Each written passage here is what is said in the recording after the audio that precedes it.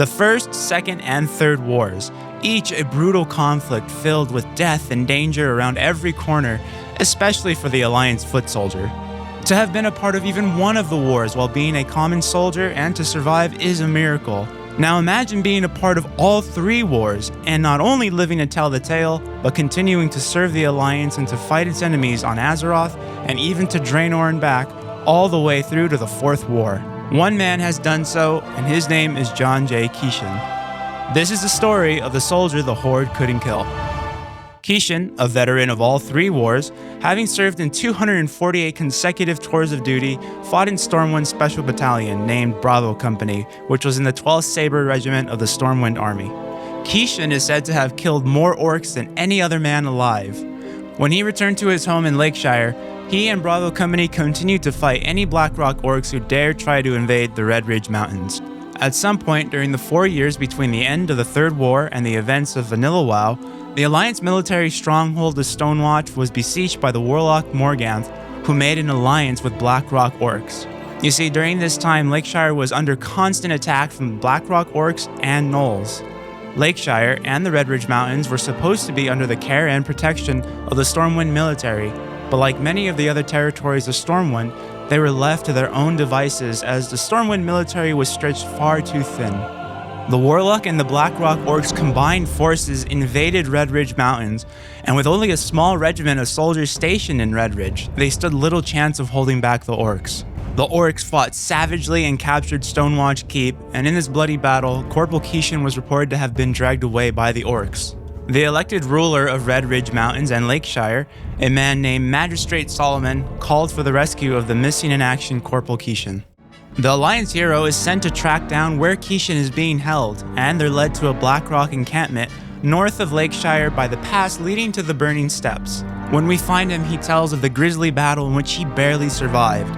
During the Battle of Stonewatch Keep, his regiment was overrun and overpowered by the Blackrock. Keeshan was hit over the head, and the world went black as he noticed the majority of his men underneath his command were already dead. Bringing Keeshan back to Lakeshire, Solomon thanks you for returning the corporal and rewards you for your service to the Alliance. Time passes, and 5 years before the Shattering and the events of the Cataclysm, John J. Keeshan, it seems, is captured again by a battalion of Blackrock Orcs. This time he was tortured and kept alive as a urinal for young Orc warriors for 5 whole years. Having escaped recently in the past 5 months or so, he is said to have been living alone as an outcast in Lakeshire. The Alliance hero's job is to find Keeshan and recruit his help to save Lakeshire and Stormwind by leading Bravo Company once again. His orc killing expertise is needed as Blackrock invasion plans are found telling of a massive horde of Orc and Gnoll armies set to march his forces across Lakeshire and attack Stormwind directly. Keeshan, who is now disillusioned with fighting for anyone or anything, is now taking part in fights at an underground fight club in Lakeshire to make money and to pass the time. Once you talk to Keeshan, you learn the reason he's lost the will to fight.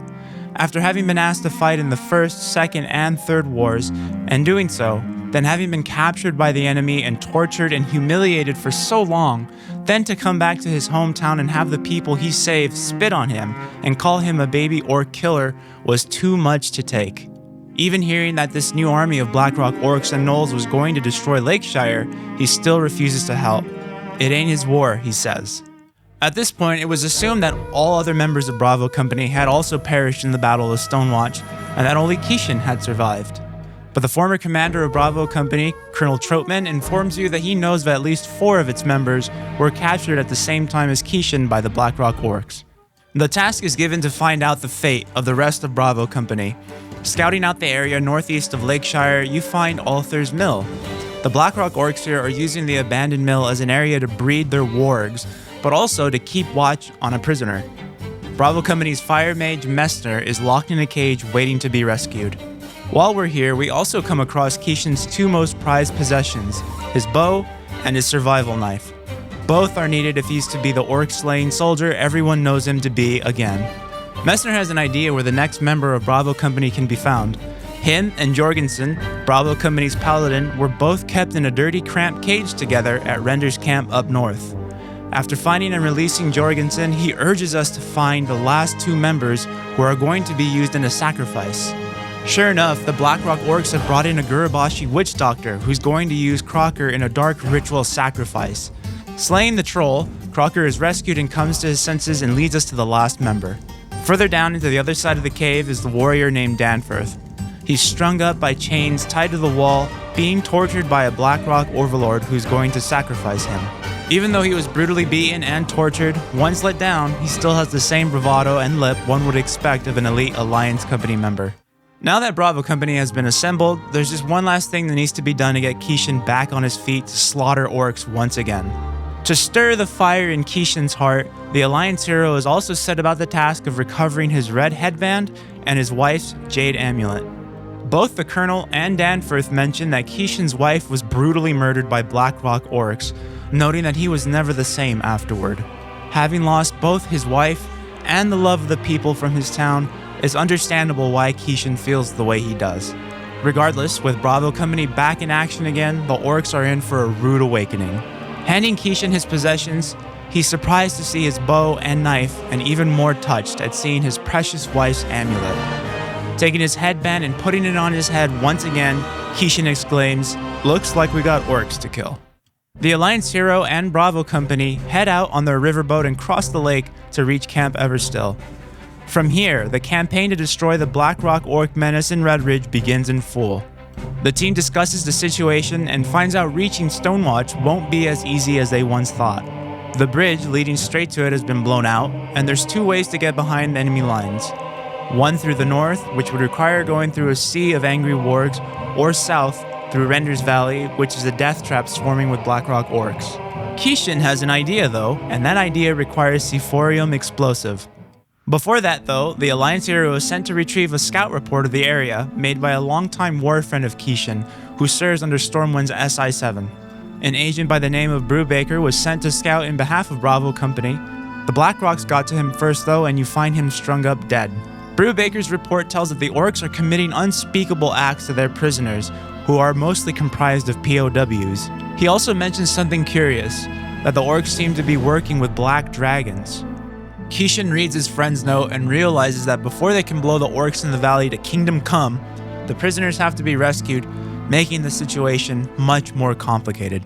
The Alliance hero and Jorgensen are assigned with the task of freeing the prisoners. You're given the Bravo Company field kit, which is fitted with camouflage made of leaves and fox poop, and chloroform for knocking orcs out quietly. You sneak camouflaged into Render's Valley, use chloroform on the black rocks holding the key, and you set about freeing the prisoners in the black rock holding pens. With the prisoners freed, the Sephorium bobs can now be safely placed at the Black Rock Tower and munitions hut. Keeshan says to win a war against monsters such as these, we must become war. That's exactly what happens. Getting back to Bravo Company, Keeshan gives the Alliance hero the honor of detonating the high-yield explosive payload. The Orcs don't know what hit them as the whole valley gets consumed in a massive conflagration of death. Render's Valley is now renamed to Render's Crater. That's how it's done in Bravo Company. All the Blackrock Orcs south of Lake Everstill have been turned to ash and cinder, so now it's time for Keeshan and Bravo Company to turn its attention to the Gnoll army in the valley directly to the north.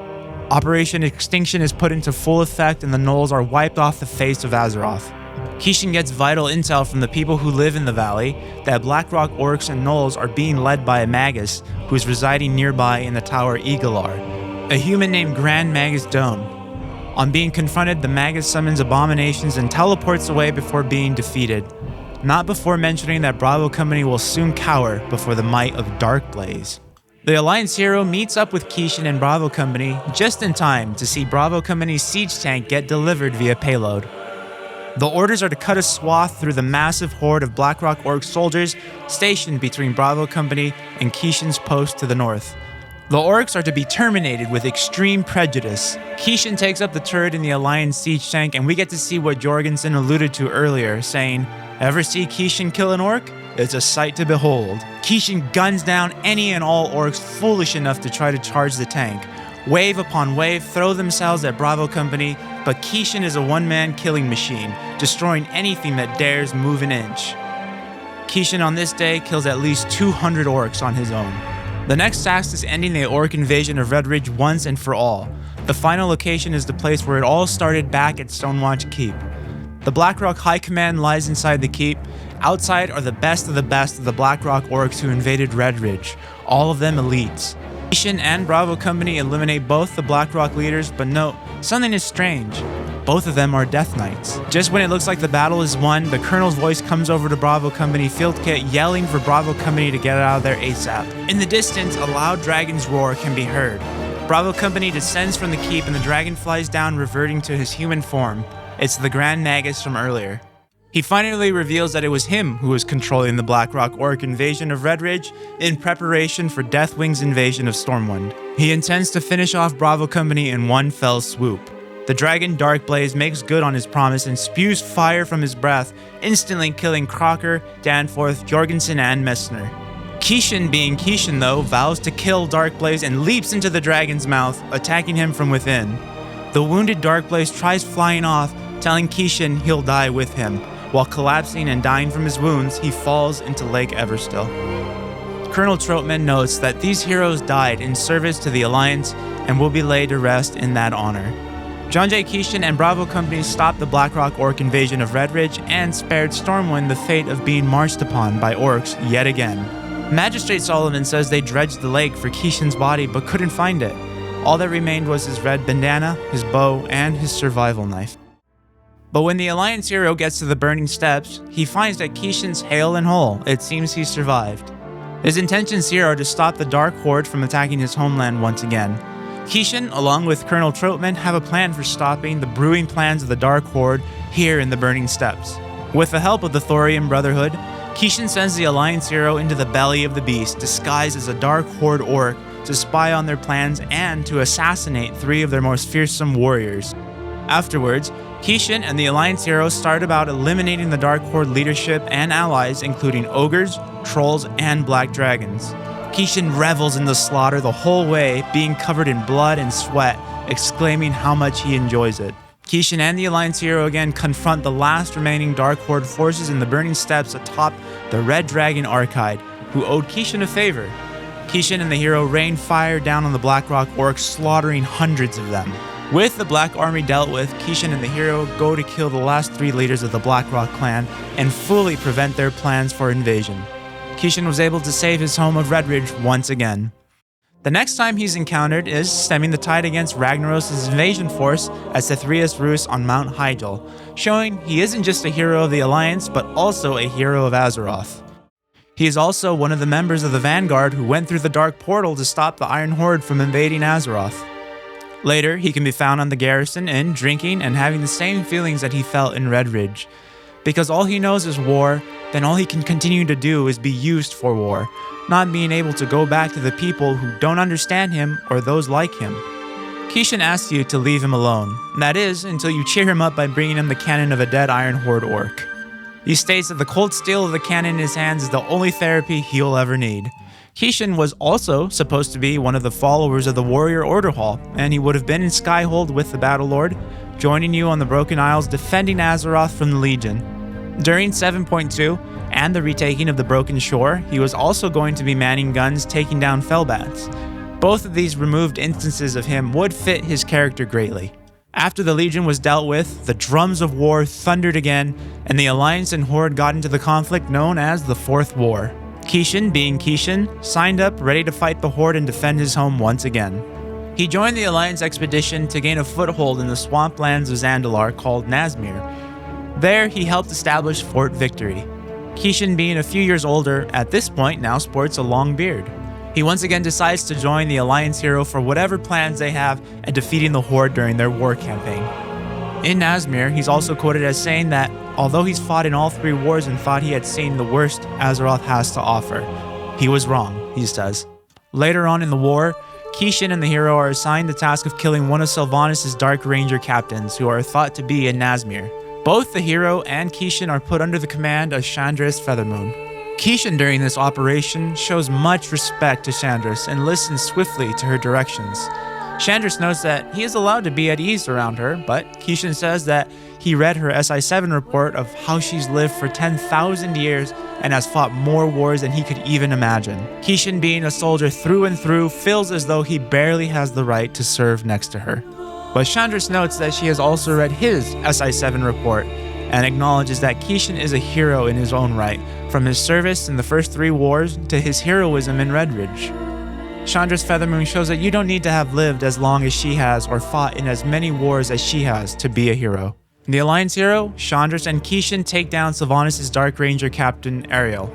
As per usual, Keeshan never passes up on taking a chance to kill Horde and to put a wrench in their works. Keeshan, Shandris, and the Alliance hero continue on their mission in killing Blood Prince Draven, a Sand Lane who is intended to join the Horde. Keeshan and the hero are to make their way into the Nazmir tunnels, acting as bait, while Shandris and her sentinels will block off the exit, trapping Draven within. Everything goes to hell though, as Shandris' sentinels perish one by one, and Draven went straight for Keeshan, leaving him almost dead. Astonishingly enough, he lives to see another day, though through a near-death experience. After staying at Fort Victory for a while, recovering, Keeshan is then sent with the Alliance hero by Halford Wormbane to sabotage the Zandalari harbor defenses. Keeshan takes some of Kelsey's Steel Sparks bombs and plants them on smaller ships in the harbor, gutting Zandalari on the way. Later, Keeshan and Kelsey land aboard a Zandalari flagship, killing all its passengers before it can warn the rest of the fleet of the Alliance's position. After slaying all the trolls, they rig the ships to explode and continue talking about their shared interest in all things war. In John J. Keeshan, we get a look at the life of a soldier of the Alliance. They may not necessarily have powers or magical armor or weapons, but they do have heart. Keeshan gave his heart and soul not only for the Alliance, but also for his home and for his brothers in arms. Not just Bravo Company, but for the Alliance hero and any other ally race he would be working with.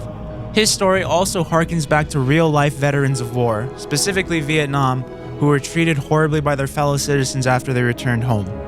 Regardless of how he was treated, he continued to fight for what he believed in, joining his allies across Azeroth, defending it from those who would do it harm, even going to another world and back to do so. And although the Fourth War is over and done with, the tenuous armistice signed by the Horde and the Alliance could break at a moment's notice, and you can be sure that John J. Keeshan will be there again to answer the call to arms. This is Stormwind University, signing off.